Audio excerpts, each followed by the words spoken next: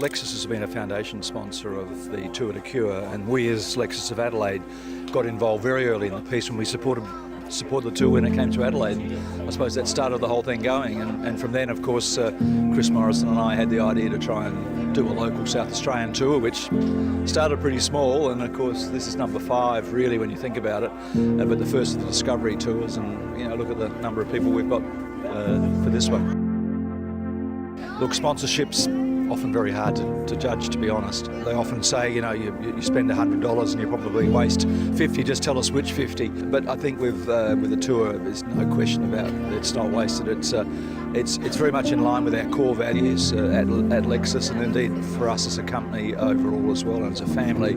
So really it reinforces for ourselves, for our employees and for our customers, just the fact that we are in a community, we are in a society that's got to work together, and our businesses, hopefully can help that by creating an awareness and for this terrific cause that Tour de Cure is running. When you do these rides, everyone goes through different thinking, and for those that have someone in their thoughts or their own reason to be why they get over a hill or how tough the day they can achieve. Some have a very selfish, just want to ride. But most of the team, by the end of day 3, they know that they're doing it because others need us to go and ride our bikes.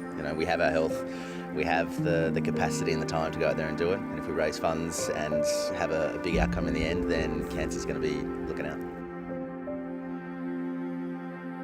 I really like working in those areas where there are big challenges, and cancer's one of those. So it's motivating to me to assist people on the journey, because it is a big long journey for cancer research with small steps forward. So all the things that we can do help with that. The other aspect, because I'm in a sense outward facing, there's an opportunity to bring other people from the community into the lab to share the journey with the researchers. And I think when we talk about cancer, it's really broad, it means lots of things. But to bring them in, and for instance, for us having 4 researchers riding on the Tour de Cure, it means all of the riders get 3 days where they can have really in-depth conversations with those researchers and just learn a whole lot more. Generally, people's interaction with cancer, unless it's a close family member, is more in the completion phase. And so when they come and talk to researchers, they understand the whole story about the cancer. And researchers are not clinicians, so they're not going to treat them.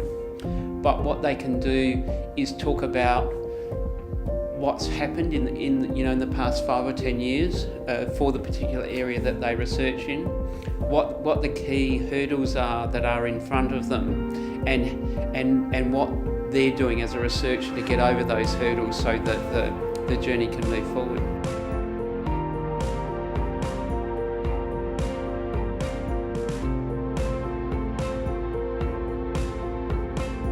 When we say raptors, what type of birds are we talking about? Eagles, hawks, bird-eating prey, owls, that's good.